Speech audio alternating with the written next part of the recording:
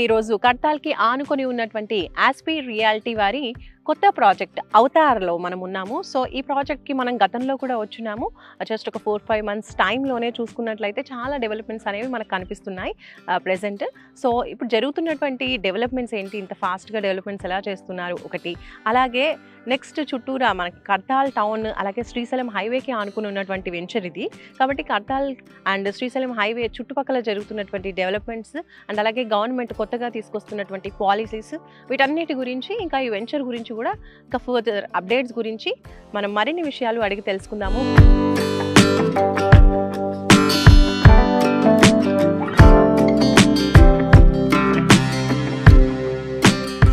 Founder and chairman of Aspi reality projects Prem Chowdary గారు మనతో పాటు ఉన్నారు. సతో మాట్లాడదాం. నమస్కారం అండి. సో గతంలో వచ్చినప్పటికీ ఇప్పటికీ చూసుకున్నట్లయితే ఈ అవతార్ ప్రాజెక్ట్లో మనకి బాగానే డెవలప్మెంట్స్ అనేవి కనిపిస్తున్నాయండి. చాలా ఫ్యూ మంత్స్ ఆఫ్ టైంలోనే ఫాస్ట్గానే డెవలప్మెంట్స్ జరిగిపోతున్నట్టు అనిపిస్తోంది. సో ఫస్ట్ ఆఫ్ ఆల్ ఇక్కడ జరుగుతున్నటువంటి డెవలప్మెంట్స్ గురించి ఒకసారి చెప్పండి. ఇప్పుడు మీకు లాస్ట్ టైం చెప్పాను టోటల్ 70 acres ఇది. సో ఇప్పుడు ఇది ఫస్ట్ ఫేజ్ 25 acres మనం డెవలప్ చేస్తుంది.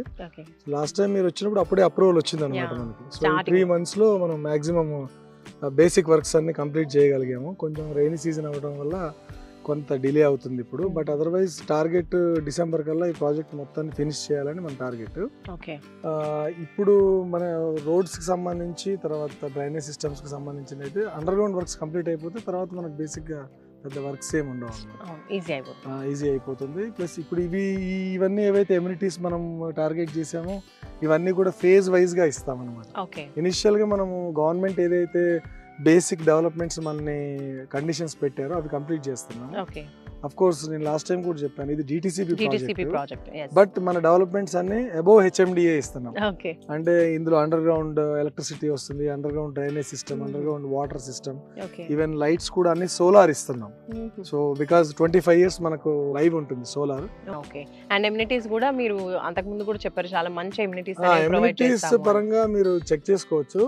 ఇప్పుడు ఈ మొత్తం ఎమ్యూనిటీస్ బహుశా మీకు ఈ చుట్టుపక్కల అయితే ఎవరు ఇవ్వలేదు. మనకు ఒకవేళ కాంపిటీటర్ ఎవరైనా ఉంటే ఏరియాలో మ్యాక్ ప్రాజెక్ట్ అని ఉంది, అదే మన కాంపిటీటర్. గెస్ట్ రూమ్స్ ఇస్తున్నాం ఒక 10 పార్క్స్. ఇప్పుడు ఆల్రెడీ అద్వైత్లో మనం ఎలాగైతే డెవలప్ చేసామో అలాగే చేస్తున్నాము. క్లబ్ హౌస్ ఒకటి కొంచెం మంచి అందరికి సరిపోయే విధంగా 15,000 square feet. ఈ మల్టీపర్పస్ ఫంక్షన్ హాలు, ఈ యాంఫీ థియేటర్ మాత్రం ఫస్ట్ టైం అండి, ఇంత మట్టికి ఎవరు ఇవ్వలేదు. So this is something new one. Sky party zone, virtual reality, inside gym, yoga, squash court, ఈ బాస్కెట్బాల్, టెన్నిస్ కోర్ట్ కూడా ఆల్రెడీ మనం పాత ప్రాజెక్ట్స్ లో ఇచ్చాము. సో వాటికి ఇంకొంచెం బెటర్ గా ఇక్కడ ఒకటే కాన్సెప్ట్ ఏంటంటే అమ్మా, బేసిక్ గా ఇలాంటి ప్రాజెక్ట్ ఒకటి కొనాలి అంటే మినిమం ఒక 50 lakhs బడ్జెట్ ఉండాలి కస్టమర్. బట్ ఇక్కడికి వచ్చేపాటికి మనం బిలో మిడిల్ క్లాస్ పీపుల్ కూడా ఈ ఎమ్యూనిటీస్ ఎందుకు ఇవ్వకూడదు అనే ఉద్దేశంతో స్టార్ట్ చేసింది అవతార్. సో ఇది హార్డ్లీ 24-23 lakhs బిలోలో కస్టమర్కి ప్లాట్ అందుబాటులోకి వస్తుంది విత్ దిస్ ఎమ్యూనిటీస్. సో తెలంగాణలో చూసుకుంటే ఇప్పుడు కొత్త గవర్నమెంట్ వచ్చిన తర్వాత చాలా చేంజెస్ అనేవి చేస్తూ ఉంది, ఎస్పెషల్లీ రియల్ ఎస్టేట్లో. రీసెంట్గా రేవంత్ రెడ్డి గారు మాట్లాడడం జరిగింది. సో వీటి గురించి మీరు ఏం చెప్తారు? ఇవన్నీ కూడా ఇప్పుడు ఇక్కడ ఉన్నటువంటి రియల్ ఎస్టేట్ వెంచర్స్కి ప్లస్ అవుతాయి అంటారా, మైనస్ అవుతాయి అంటారా? సో మంచి క్వశ్చన్ అమ్మా. చాలా మంది ఈ ఫార్మాసిటీ ఏదో అయిపోతుంది అని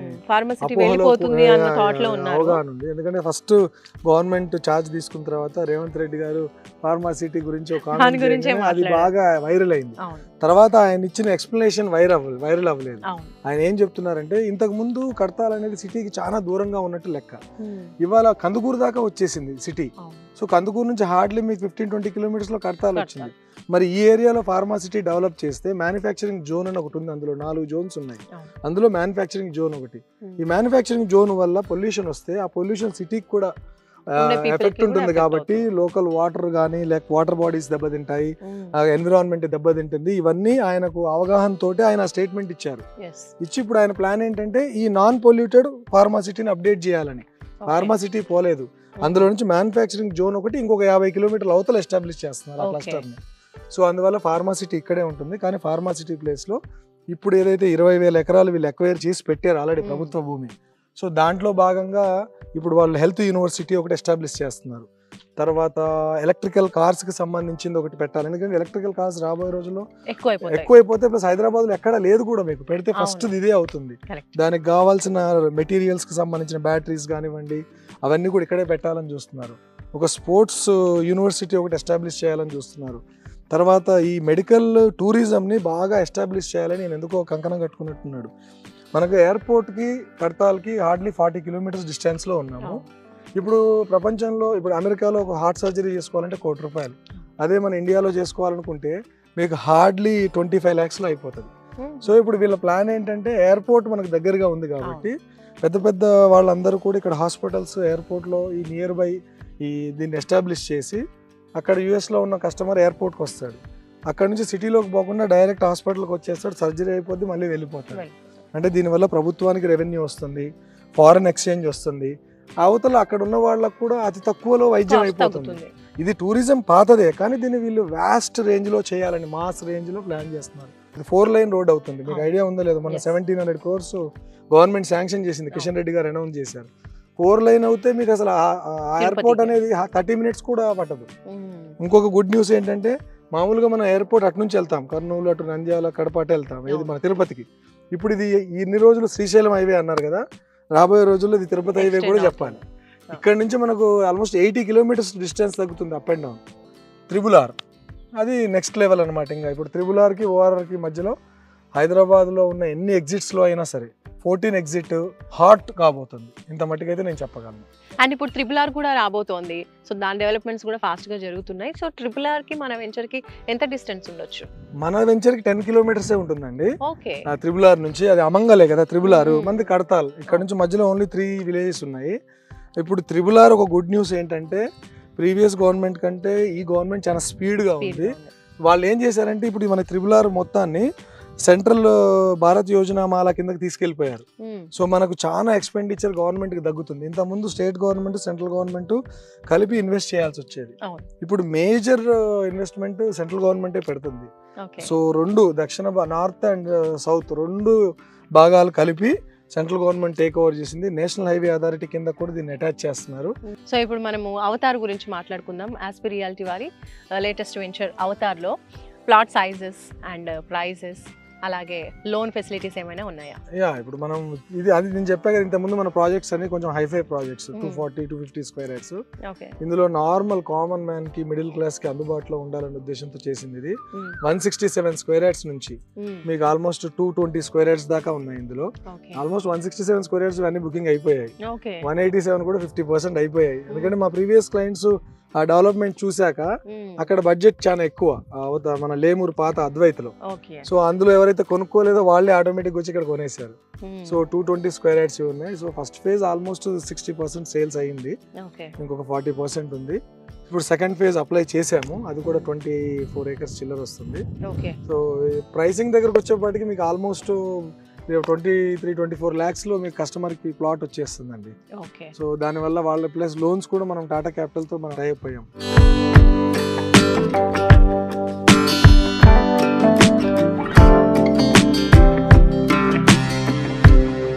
సో ప్రేమ్ చౌదరి గారు, ఇందాక మీరు చెప్పారు మేము డిటిసిపి వెంచర్ అయినప్పటికీ కూడా హెచ్ఎండిఏ లెవెల్లో డెవలప్మెంట్స్ అనేవి ఇస్తున్నాము, అలాంటి మెజర్స్ అనేవి తీసుకుంటున్నాము అన్నారు. ఏంటది? క్వాలిటీ పరంగా మీరు ఎటువంటి మెజర్స్ తీసుకుంటున్నారు?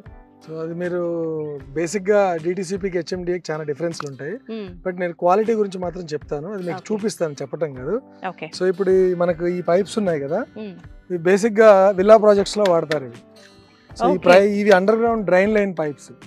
మనం చాలా చోట్ల అండర్ గ్రౌండ్ డ్రైన్ లో క్లే పైప్స్, మట్టి పైపులు వాడతారు, but we are using this synthetic pipes అనమాట ఇవి. సో ఇది కూడా బ్రాండెడ్ ఇవి పైప్స్. సో ఈ పైప్ వాడటం వల్ల మీకు కింద డ్రైనేజ్ లీక్ అవ్వటము, లేకపోతే డ్రైనేజ్ చాలా చోట్ల మనం చూస్తుంటాం కదా లీకేజ్ అవ్వటము. సో ఇవి వాటర్ పైప్స్. ఓకే, సో ఈ థిక్నెస్ కానీ ఆల్మోస్ట్ మీకు అంతా అండర్ గ్రౌండే ఇస్తున్నాం మనం. ఇలాంటి పైప్స్ మీకు బేసిక్గా డిటిసిపిలో ఎవరు వాడరు.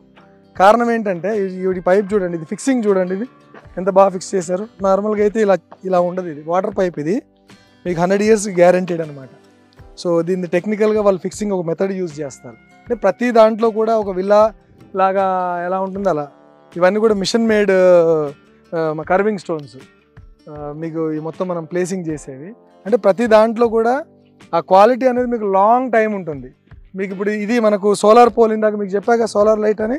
సో ఇది సోలార్ పోల్. సో మీకు ఇంకా థిక్నెస్ వస్తుంది. ఇది యాక్చువల్గా శాంపిల్ వచ్చింది, ఈసారి స్క్వేర్లో తీసుకుంటున్నాం మనం. సో ఇది సోలార్ పోల్, లైటింగ్ అది ఆటోమేటిక్గా 2 days వస్తుంది లైటింగ్. సో మనకు 5 years వారంటీ ఉంటుంది. సో ఇట్లా ఈ మెటీరియల్స్ అన్నీ మీకు లైవ్లో కనపడుతున్నాయి కదా. సో ఇవన్నీ మనం అండర్ గ్రౌండ్లో వాడేవి అనమాట. ఆ వెనక రెడ్ పైప్స్ ఉన్నాయి కదా, అవన్నీ ఎలక్ట్రికల్ పైప్స్ అనమాట, ఎలక్ట్రికల్ కేబుల్స్ రన్ అవుతాయి. సో ఎవరైనా మనం వెంచర్ కంప్లీట్ అయిపోయాక వర్క్ ఇల్లు కట్టుకోవాలనుకుంటే ఇమీడియట్గా కట్టుకోవచ్చు.